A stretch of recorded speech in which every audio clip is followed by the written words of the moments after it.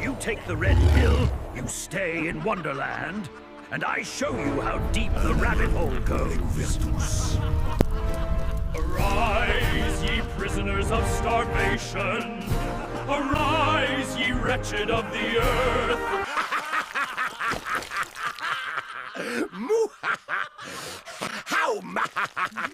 Bienvenue dans le débat. La discussion d'aujourd'hui, elle plonge vraiment au cœur des fractures qui traversent la gauche politique française.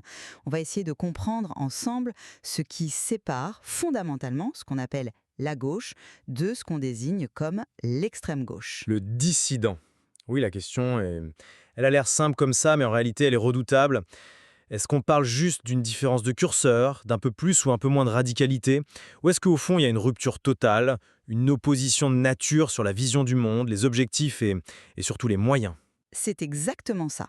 Pour ma part, je suis convaincue qu'il existe un large spectre de gauche, une sorte de grande famille dont la cohérence, malgré toutes les disputes, réside dans une chose, l'acceptation du cadre démocratique et réformiste pour changer la société. Et je prendrais la position inverse. Pour moi, la véritable frontière, la frontière historique, idéologique, elle n'est pas là.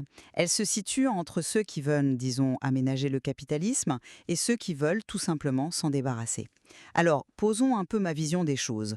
Pour moi, le critère vraiment décisif, ce n'est pas tant l'horizon final, qui est, plus ou moins le même pour tout le monde, une société plus juste. Non, la vraie question, c'est le chemin qu'on accepte de prendre. La ligne de partage, en fait, elle sépare ceux qui jouent le jeu démocratique, parlementaire, de ceux qui le refusent en bloc. On a un continuum qui va, disons, du social-libéralisme d'un Raphaël Glucksmann à la gauche radicale de la France insoumise. Leurs programmes sont très différents, bien sûr, mais la méthode reste la même. Gagner les élections, voter des lois, renforcer l'État-providence.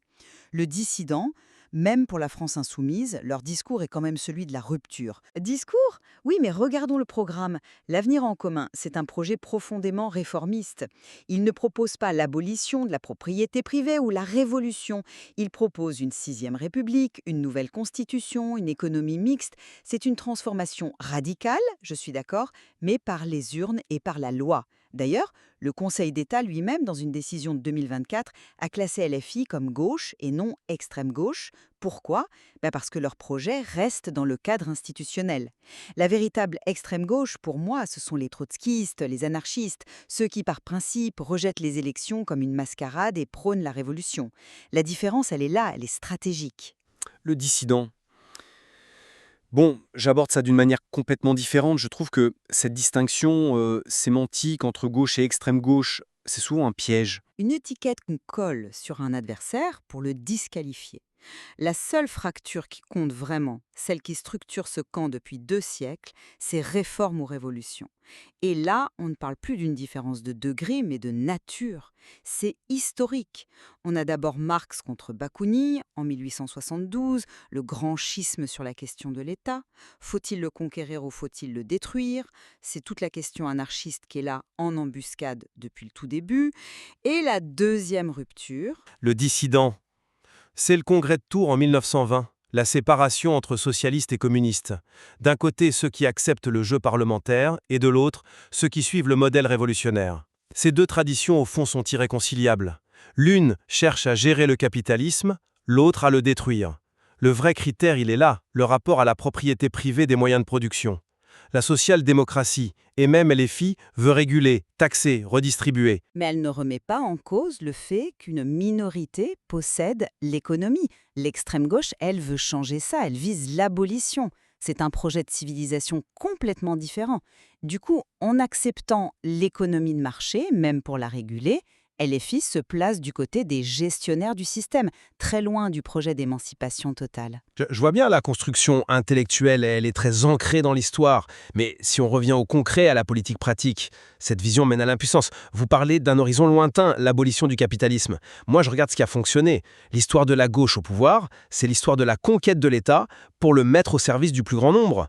Toutes les grandes avancées sociales qu'on tient pour acquises, la sécu, nos retraites, nos services publics, c'est le fruit de cette stratégie. Le dissident Meyuné. Mais à quel prix? Vous présentez l'État comme un outil neutre, qu'il suffirait de... Ce n'est pas un levier neutre, c'est un champ de bataille.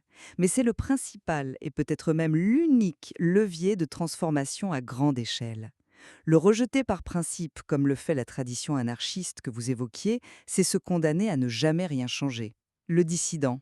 Je suis désolée, mais je n'y crois pas. C'est une vision totalement illusoire de l'État. La critique anarchiste, depuis Bakounine, et même une partie de la critique marxiste, n'a cessé de le répéter.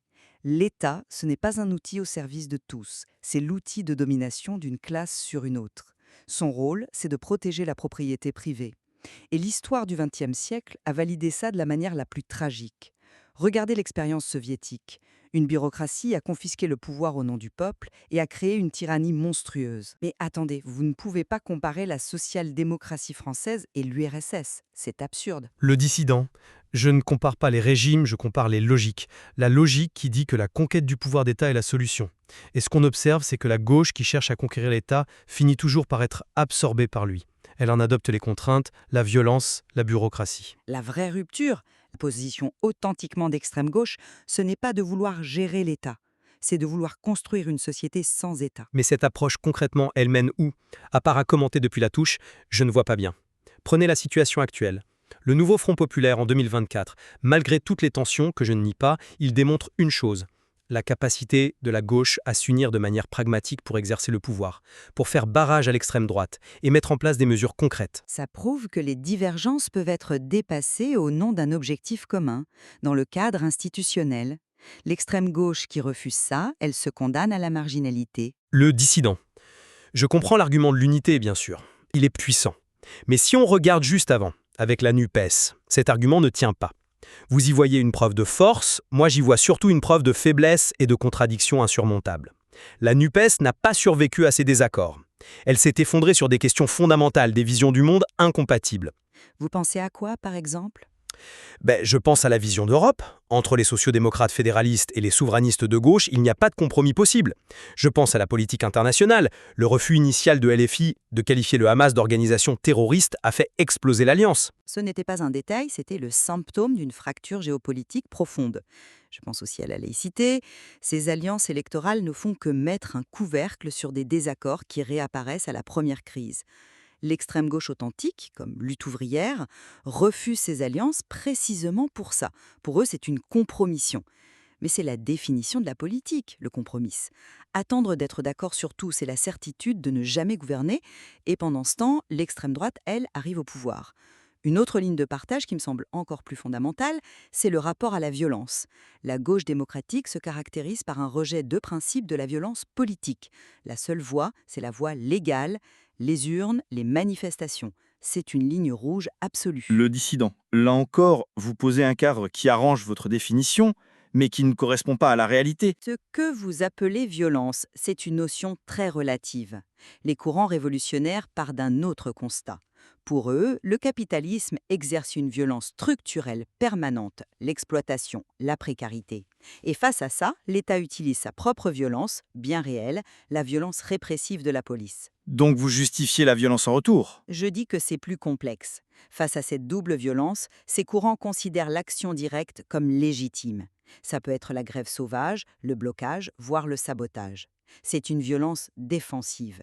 Il ne s'agit pas de prôner la violence, mais de reconnaître que la classe dominante ne se laissera jamais déposséder de son pouvoir sans résister violemment. L'histoire des avancées sociales, c'est l'histoire d'un rapport de force, souvent violent. Dansons la ravachole, vive le son, vive le son. Dansons la ravachole, vive le son de l'explosion. Mais qui est cette top? C'est René la top. Mais qui est cette top qui sort de terre? C'est René la top. Ce n'est pas une nuance, c'est une distinction éthique et stratégique fondamentale. Je vois où vous voulez en venir, mais c'est une pente extrêmement dangereuse. Dès qu'on légitime la violence, on ne sait plus où ça s'arrête. Mais parlons de l'horizon économique. Il n'est pas nécessaire de prôner la révolution pour avoir une société plus juste. On a des preuves. Le modèle des pays nordiques. Avec des impôts élevés, des services publics de qualité, ils ont prouvé qu'un capitalisme encadré peut produire des sociétés parmi les plus égalitaires. C'est ça l'horizon réalisable et désirable de la social-démocratie. Une économie mixte qui fonctionne. Le dissident. Oui, mais cet horizon reste capitaliste. C'est là toute la différence. Dans le modèle nordique, qui possède les moyens de production? Une minorité. Le salariat, la logique de profit, tout ça demeure. Et les acquis sociaux, aussi importants soient-ils, sont réversibles. Le tournant néolibéral des années 80 l'a montré. Partout, une partie de l'État-providence a été démantelée dès que le rapport de force a changé. Personne ne dit que c'est un acquis éternel, c'est un combat. Le dissident. Justement. Le combat de l'extrême gauche, ce n'est pas de défendre des acquis dans un système qui les menacera toujours. C'est de changer de système. L'horizon, ce n'est pas une meilleure gestion du capitalisme, c'est une économie post-capitaliste. Les formes peuvent varier, planification démocratique, coopérative généralisée, mais l'ambition n'est tout simplement pas la même. Il s'agit de sortir de la logique du profit, pas de l'aménager. Donc si je résume, pour moi, la gauche se définit par sa volonté de progrès social au sein d'un cadre démocratique.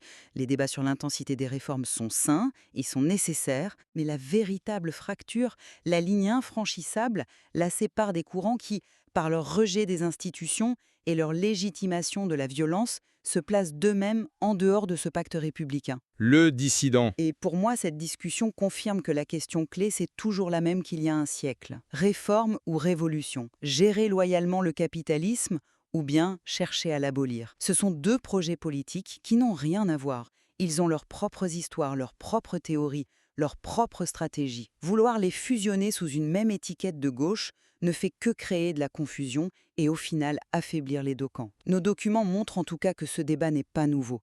Il est le reflet de 2 siècles de tensions, de stratégies opposées, d'espoir et de division au sein des mouvements qui ont cherché l'émancipation. Le dissident. Absolument. Et comprendre ces lignes de fracture sans chercher à les gommer artificiellement est sans doute la condition indispensable pour analyser la complexité du paysage politique d'aujourd'hui et surtout pour imaginer les futurs possibles qu'il nous dessine.